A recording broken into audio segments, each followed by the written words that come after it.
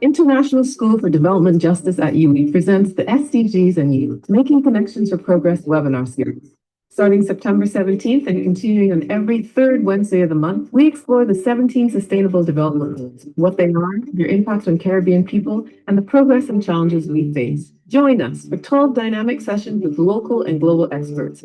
Ask questions, share your story, and make connections for progress. The SDGs and You webinar series. Register today. Today, we are blessed to have a very special speaker. It's PVC Justin Robinson. Professor Robinson is a national of St. Vincent and the Grenadines. He's a professor of corporate finance and has published over 50 reviewed publications in a number of regional and international journals. Currently, he's Pro-Vice Chancellor of the Five Islands campus and also PVC for Academic Industry Partnerships and Planning. As you can see, he's pretty busy because he's wearing two hats.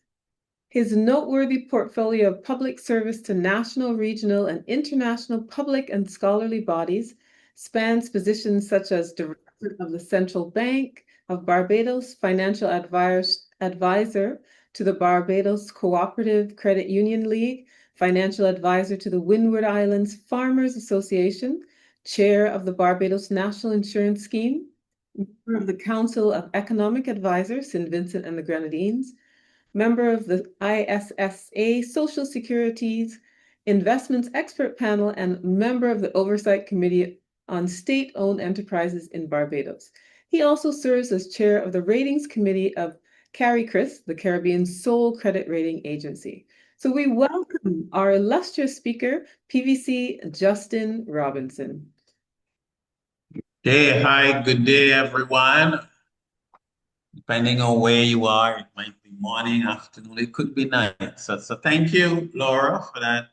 I don't necessarily have a good sense of what persons know about the SDGs, so I'm starting off assuming zero knowledge and working along. So if anyone's knowledge is insulted, it's not really intention to start.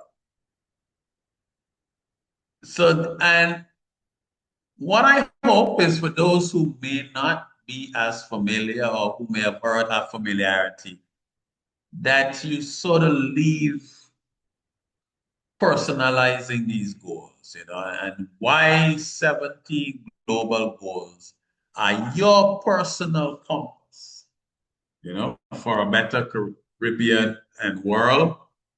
And we have the 17 goals listed on no poverty, zero hunger, good health, quality education, gender equality, clean water, clean energy, decent work, innovation, reduced inequality, sustainable cities, responsible consumption, climate action, life below water, life on land, peace and justice, partnerships, and in a sense, what's not to like to some extent. All really critical elements. Every aspect of your daily life connects to the SDGs in some form or fashion.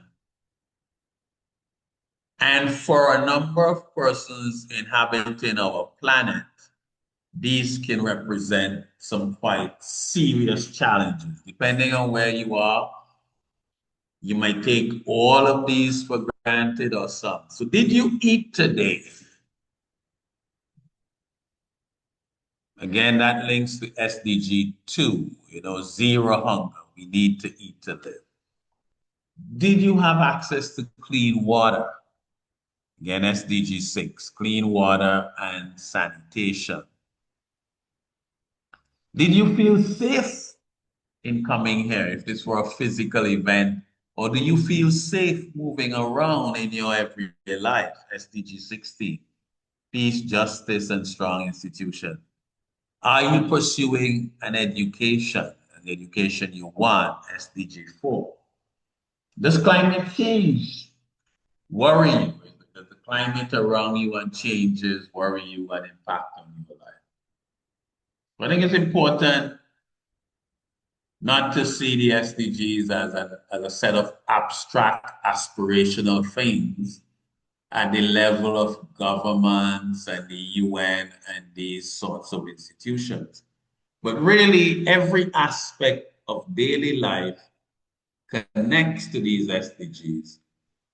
And if you are fortunate enough that you can take these things for granted,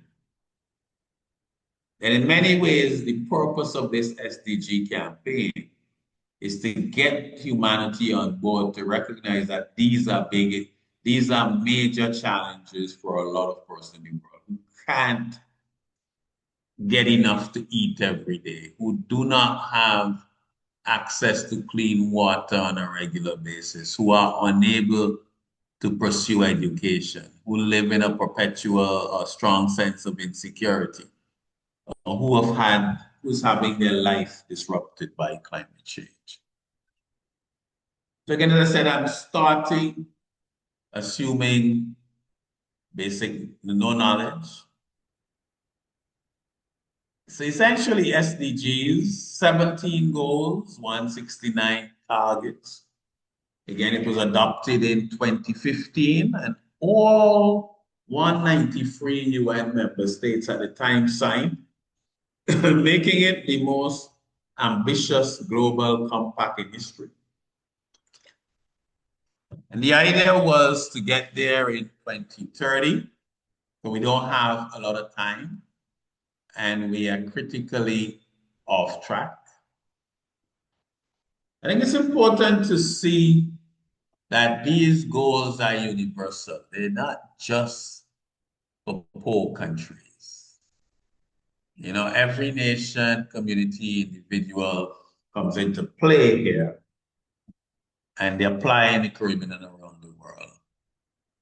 And the goals are interconnected. You know, progress in one goal accelerates progress in the other, whereas if one goes off track, it takes the other off track. So we really need to focus on them really as a set of reinforcing goals.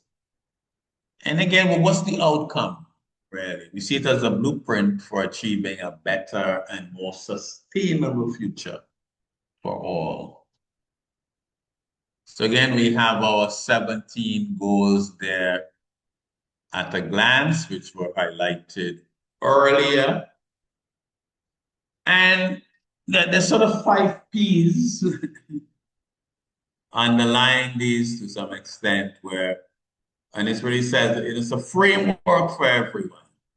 So 5 P's are people, planet, prosperity, peace, and partnerships. So people, SDGs 1 to 5, to some extent, you see are very people focused. You know, you want to end poverty, hunger, disease, empower women and girls, ensure education for all. We live on this beautiful blue planet, which as far as we know is the only place in the universe that can sustain human life as we know it. So SDGs 6 and 12 to 15 are really focused on the planet to ensure that the way we live today leaves a sustainable planet for future generations. So again, these focus on protecting ecosystems, oceans, biodiversity, dealing with climate change. Prosperity is the focus of SDGs 7 to 11. We don't just want people to survive, we want them to thrive. So that's important. Peace, and we can no longer, and I guess if this seemed like an abstract SDG for many people in 2015, it's really up front and center for us now.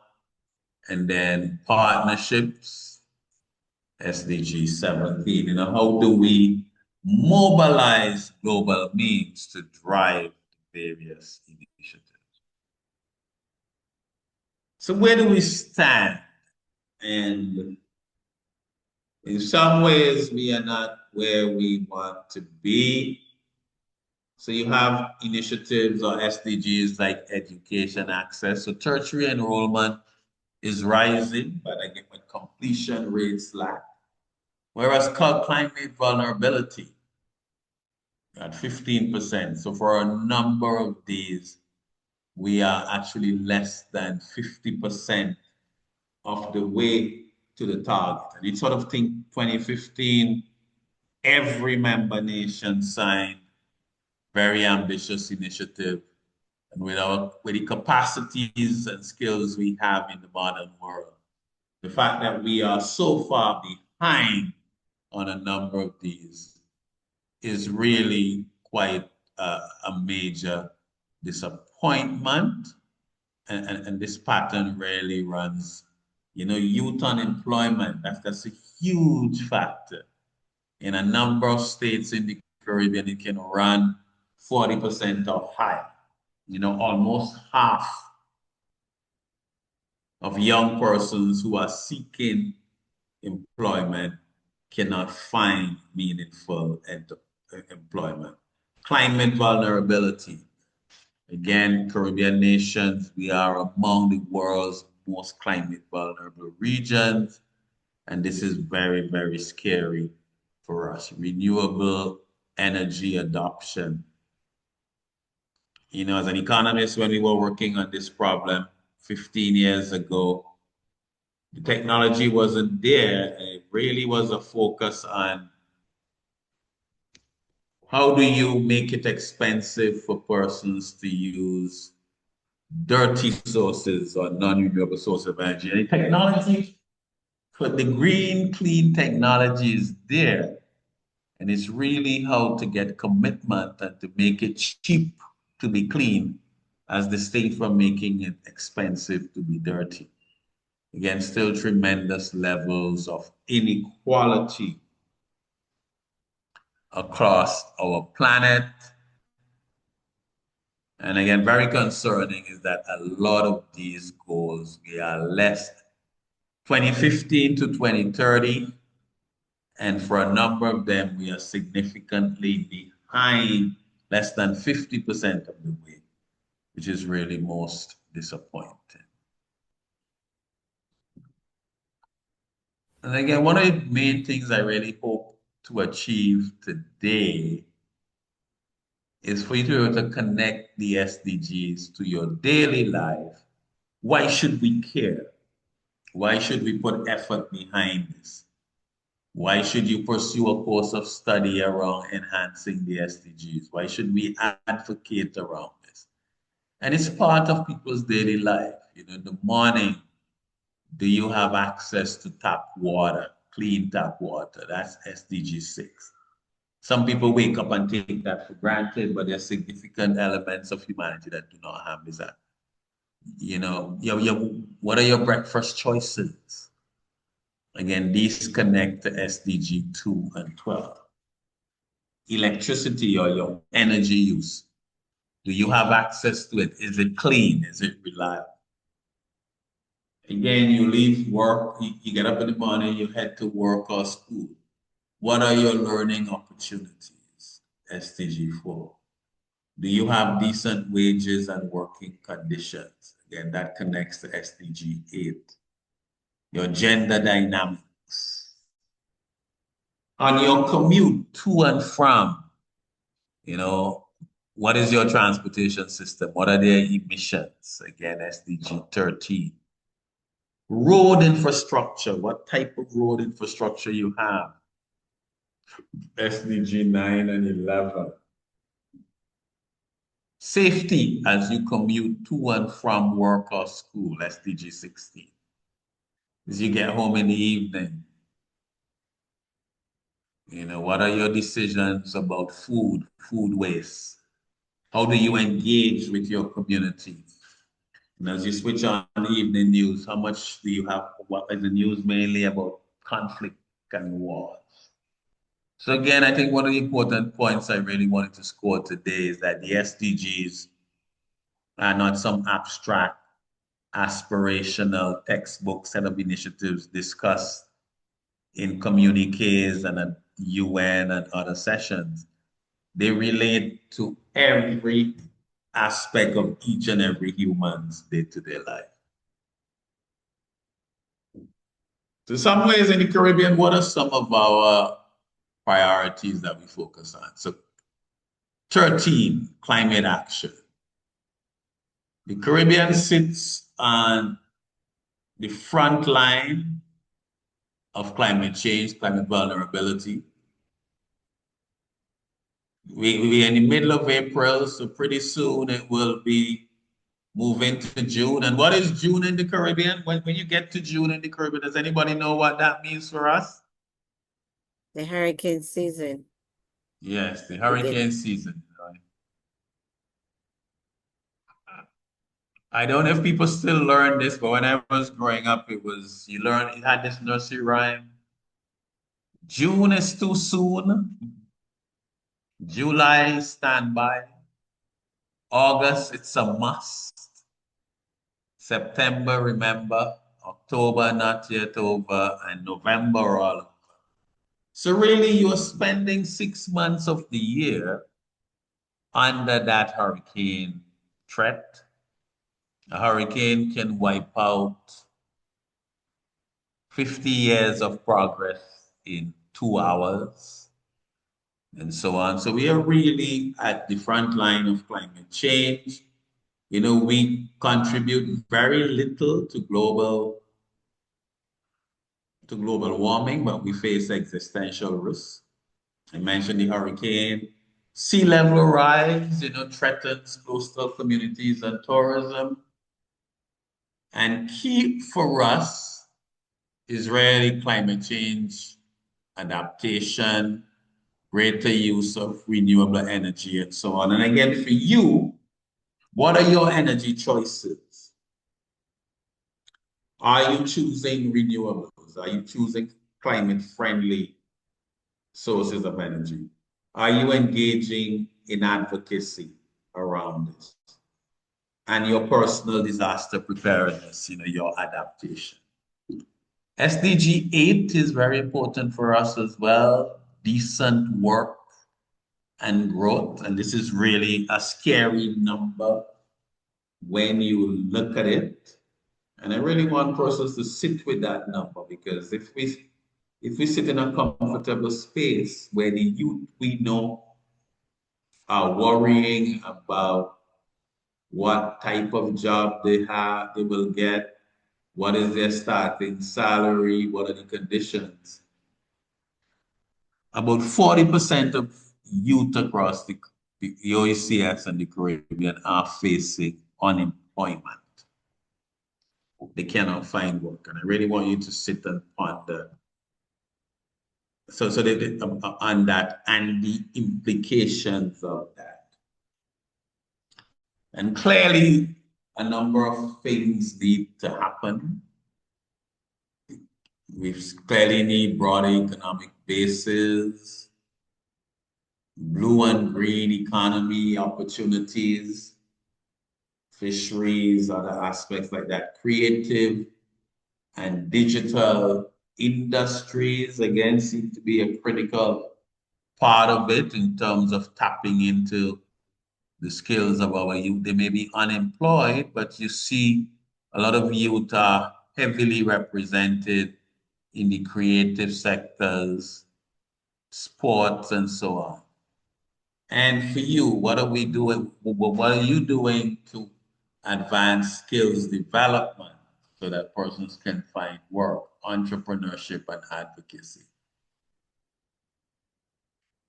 SDG 10, reduce inequalities. One of the things that we are very focused on in the Caribbean is the male exclusion crisis. Males are significantly underrepresented in higher education. On our UWI campuses, 70+% of our enrollment is female, which is fantastic. We would like that ratio to drop, not because fewer women are accessing higher ed, but that we have more males. Male on male violence is a leading cause of premature death in our region. You know, Caribbean people are among the most friendly and loving people in the world, fun loving, loving life, but we murder each other with amazing ease and at shocking rates. And young males are in most cases both perpetrator and victim. And in some ways, this is possibly linked to decent work and growth. Is there disconnection from formal economic pathways and so on? And again, critical for us as individuals, what are we doing in terms of mentoring, community building, inclusive policy voices as we address these? And again, decent work is clearly a critical part in dealing with this culture of violence. Just to develop a little bit more on that, decent work. Now, in some ways, we have that high unemployment. I think part of it is economies are not growing sufficiently, so 2.3% is still quite low for a developing part of the world. And really, it seems like 70+% of our workforce are in the informal economy. So how do we create an environment for increased formality? What do we see as some of the problems? Tourism dependency in the economies are very fragile to external shocks. We have a structural unemployment problem, particularly acute for youth and males. And the high level of informality often means low productivity, no benefits, no pension, no NIS, no protection. So again, enhanced vulnerability. We think critical to addressing this are really these emerging sectors, the blue economy. Some people like to say we are not small island states, we are big ocean states, and tapping into that. And again, earlier we mentioned how these SDGs are interconnected. So again, as we deal with climate change and build out a green economy, this can provide a lot of opportunities, a lot of these jobs. So for example, if there were a project to sort of build out massive solar farms or people installing solar panels. These panels have to be installed, they have to be maintained, etc. These again are opportunities for formal work that can address that. And other aspects of the green economy, the digital, creative, and I could add there the sports economy. That's where a lot of our youth are, but again, these are largely informal, treated as pastimes, not really as opportunities. Yeah, I mean, and the SDG, it really demands, to get the goals, I think we're gonna have to really up the GDP growth rate.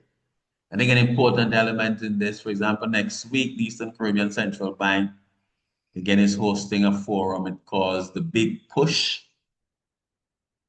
which in some ways is focused around SDGs. Really, they're bringing together stakeholders. How can we get growth in the Eastern Caribbean up to around 7%?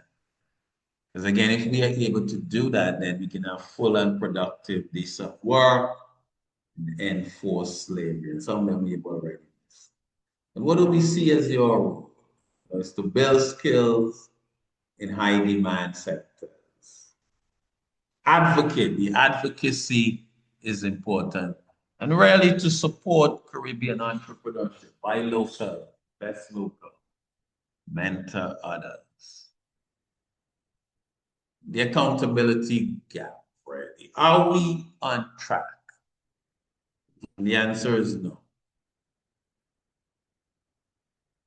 Only 15% of SDG targets are on track globally. And that's from the UN SDG report of 2023. The annual SDG financing gap is about 4 trillion, and the developed world, the rich world, is still very short on commitments. And we're still critical short. I think my arithmetic, we are in 2026, it should be 4 years. And quite shockingly, 3.5 billion people on the planet lack access to safely managed sanitation. So I think it's very important for us to internalize this gap. But knowing the gap exists is not enough. The question is, what will you do about it? How can you be a change agent? So what can you do? As an individual, how can you make a change? Reduce food waste and single-use plastics. Choose sustainable energy and transport. Educate yourself and speak up. Vote for leaders who champion the SDGs. As a student or professional, align your career to SDG solutions. And research, innovate, publish in this area. Join SDG-aligned clubs and initiatives. And mentor younger peers. Again, as a community member, you can take action. Organize local SDG awareness events. Advocate for inclusive local policies. Support women and vulnerable groups and connect businesses to SDGs. And if you are fortunate to be a leader, policymaker, seek to align your budgets with SDG targets. Report progress or lack thereof. Make it part of the conversation and so on. So it's really requires a multifaceted level of effort. I think it's important that we don't think it's something for someone else to do, because all of us exist in one or more of these 4 capacities: as an individual, student, professional, community member, leader, policymaker. And there are things that you can do starting today to move things forward. So I want you to take a few minutes to answer these 4 questions. And hopefully this can set up the next phase, which is a conversation. Which one SDG feels most personal to you and why? Can you name one thing that you already do that contributes to any SDG? Can you name one change you could make this week to better support one of the SDGs? And who in your community needs your help to reach these goals? So I'm jumping in on question 1. Which one SDG feels most personal to you and why? Anyone? I would like to go. Okay, thanks. Okay, so SDG 8, decent work and economic growth. I chose that because I am interested in developing our youth organizations to which our youth come out of, to develop their capacity, to train them in such a way that when they leave these organizations, they're able to sustain themselves either as an entrepreneur or working for someone. Okay, thank you. Anyone else wants to share on question 1? Yes, I do. Okay, Pleasant, yes. pleasant afternoon, everyone. I am Joe Millington. I am a final year student at the UE Global Campus. My major is in sociology, and I appreciate that I took this time to join this forum, and I welcome the knowledge that is being shared. With respect to these questions, I look at things in a broad, through a broad scope from a global perspective, because I mean, with telecommunications, it's hard for me to unsee things that I have seen occurring in other parts of the world, although I am here in Trinidad and Tobago. So with respect to question one, I didn't choose one goal particularly. However, I looked at 1 to 5 that has to do with people, as you had stated earlier on, because I think a lot of emphasis from a global perspective, okay, as I say, I look at things globally, kind of macro lens. I think more emphasis has to be placed on us as a species and the values that we share as human beings. I say that because I think too much emphasis is placed in the political and economic realms at the expense of our humanity, you know. And I know that but let me don't digress too much.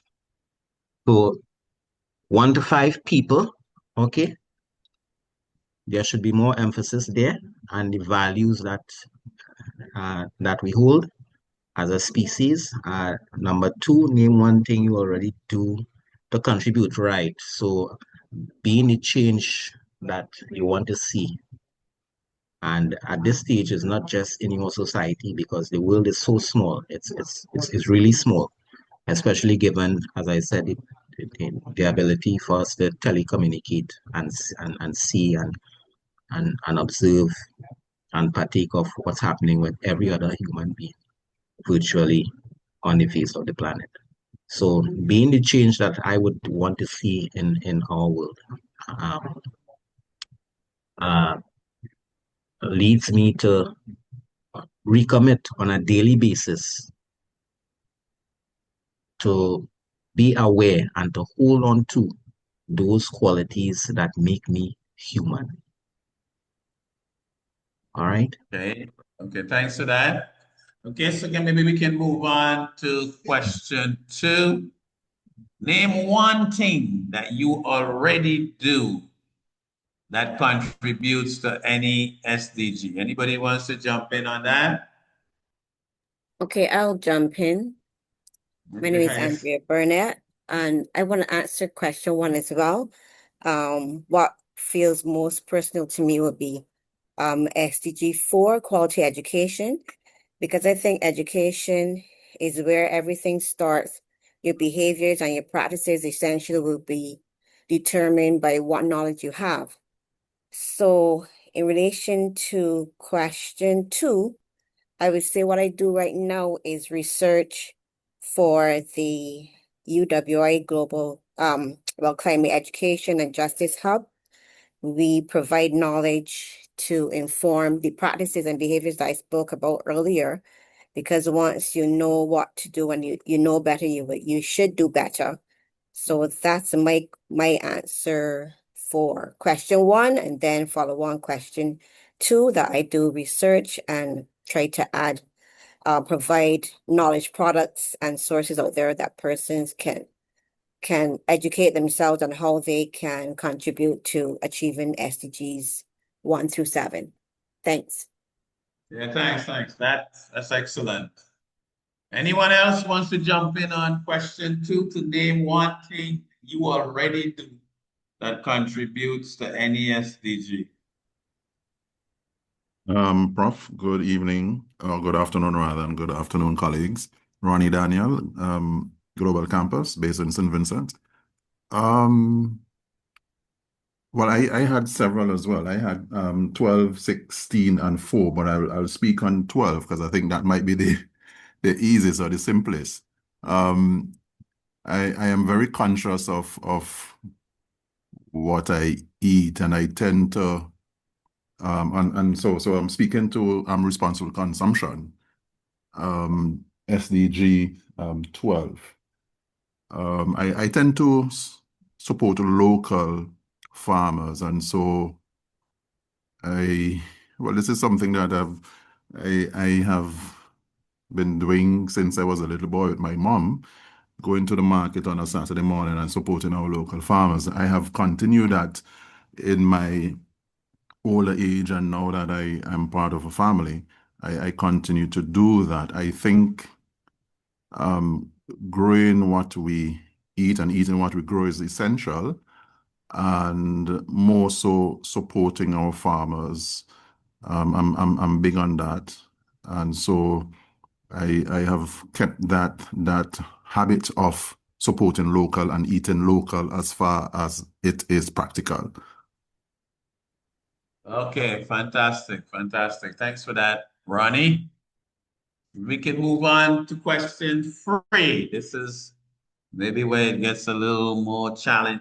Can you name one change you could make this week to better support an SDG? Anyone wants to dive in on that? One change you could make starting this week. Go ahead. Stacey Salon Edwards from the St. Augustine campus. Maybe just being a little bit more aware of modes of transportation, and where feasible, just walking or cycling, if distances are close by and if it's safe to do so. Okay. Anybody else? One change you could make this week that would contribute that better support an SDG. SDG, sorry. For me, it's incorporating the insights shared in this forum into my sociological pedagogy, ruminating on those insights, and see how best I can articulate them through philosophical poems that I share via my social media platforms. Yeah. Okay, excellent.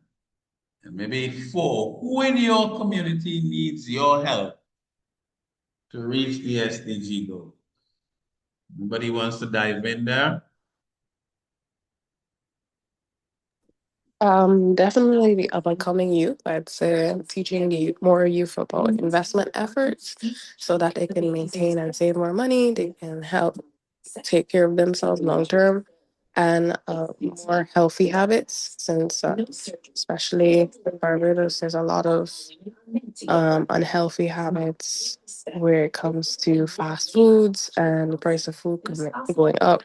Just ways to maintain your health and encourage others to maintain their health.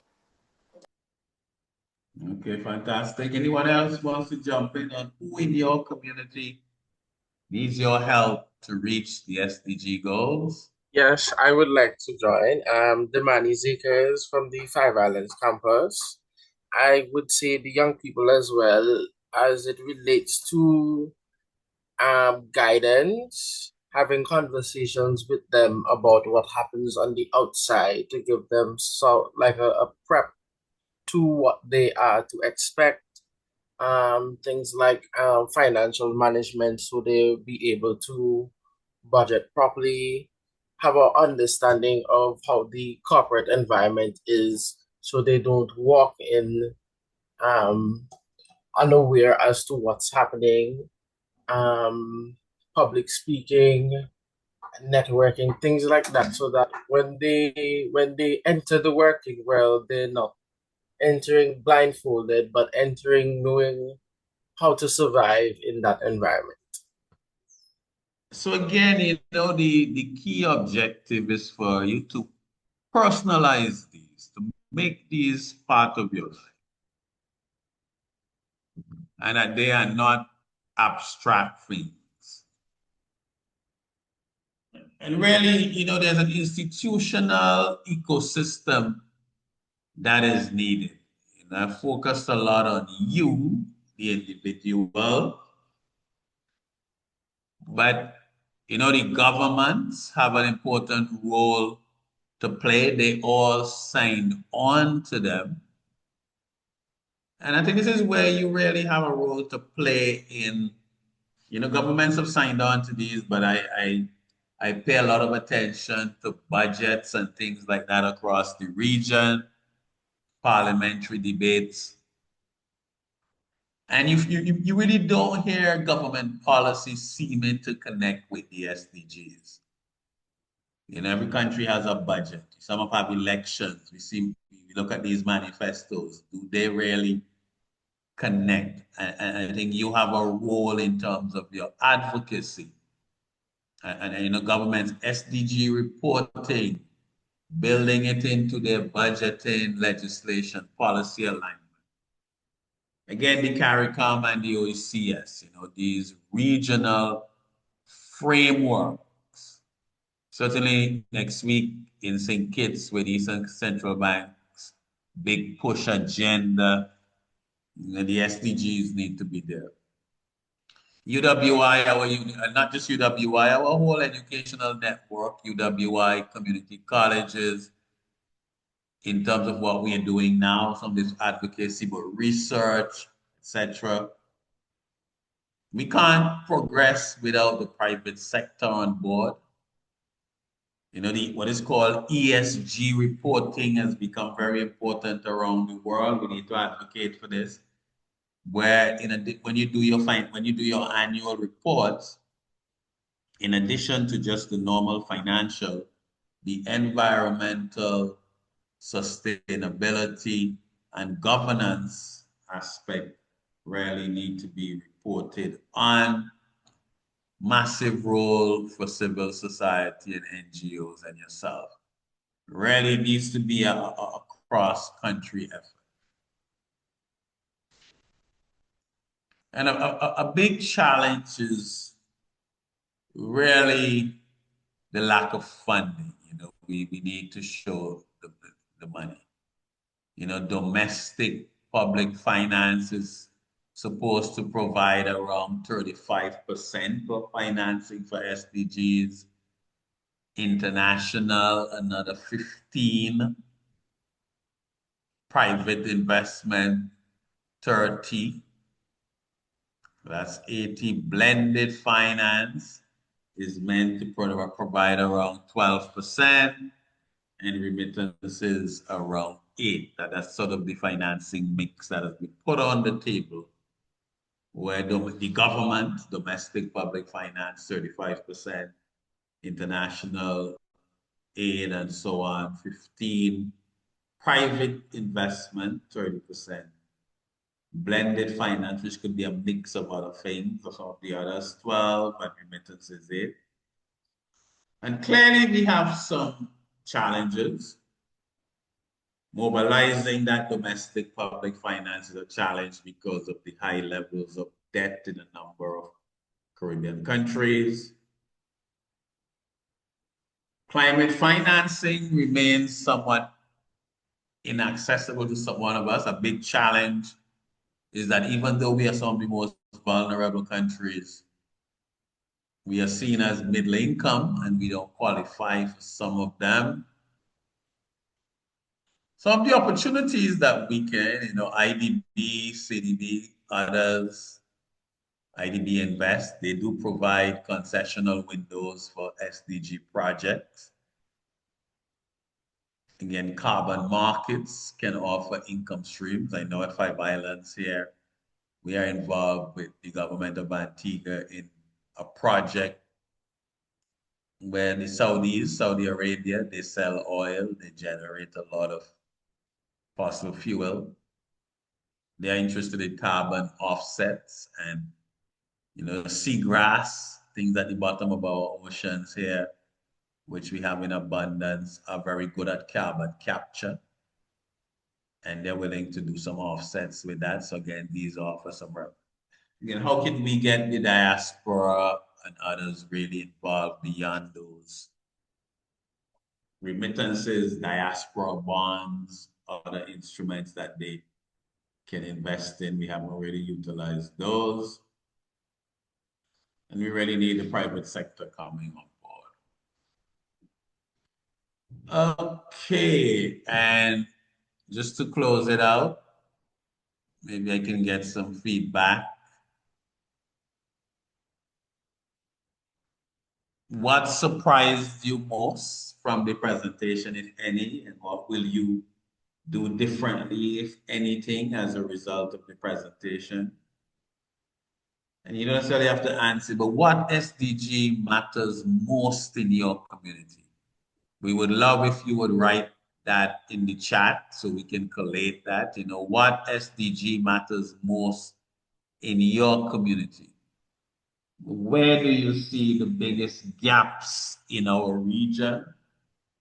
And what barriers prevent you from acting on the SDGs? And we would love if you would, again, take a few minutes and put your responses at least into the chat so we can collate that. And I'm interested in what surprised you the most, if anything, from anybody. Anybody, what surprised you the most, if anything, from the presentation? The unemployment rate for youth in the OECS. Okay. Good afternoon. My name is Christopher Carrington. I'm from University Cape Hill campus. I just wanted to say that what I find so interesting, this is not necessarily related to the questions that you were asking, but what I was thinking is that we need to find a way to express to governments and leaders how important it is to sustainably do the things that we do relative to the environment and the importance that the environment plays in the whole grand scheme of things. For me, I don't think that we pay enough attention to the environment. And because the world is set up so economic based and all the metrics are based on GDP and growth, and we don't pay enough attention to the environment and the kickbacks and the spill-offs that we can get if we take care of the environment. And once we take care of the environment takes care of us. And I think that we need to really emphasize the importance of doing things that are more sustainable, because we will reap benefits, but it needs to be disseminated to those that make decisions. Okay, thank you very much for that. So again, I really want to close by saying, the world needs you, not someday down the road now. The SDGs are not a UN project. They are a human project. They are your project. And I want you to learn your goals, know which touch your life. Measure your impact, track one SDG action per month. Amplify share your SDG knowledge with 5 people you know. And advocate, hold leaders accountable to Agenda 2030. I want to thank you very much for your time and attention. And I see that Laura is putting a little ad in the chat there in terms of what you can do to build your knowledge base. That is true. I'd like everyone to give a rousing round of applause to PVC Robinson for an excellent job today. We really thank you. You helped us to personalize the SDGs, and that's very important because I think a lot of people just think there's some unattainable goals out there that only governments really pay any attention to, but you have helped us to realize that they actually impact our lives every single day. So thank you so much for that. And ladies and gentlemen, I thank you for being here. If you want to do something about the SDGs, then you can take a master's course or a certificate course with ISDJ, the International School for Development Justice. It's part of the UE. And all of their programs are focused and centered around the 17 development goals. You can take a look at the programs that are offered and decide which one will help you to be more and more focused on the SDGs and how this can help you in your own personal career. So please take a look. Thank you so much to PVC Robinson, and thank you so much to each of you who came today. This has been an excellent session, and I wish you a wonderful rest of the day. Thank you.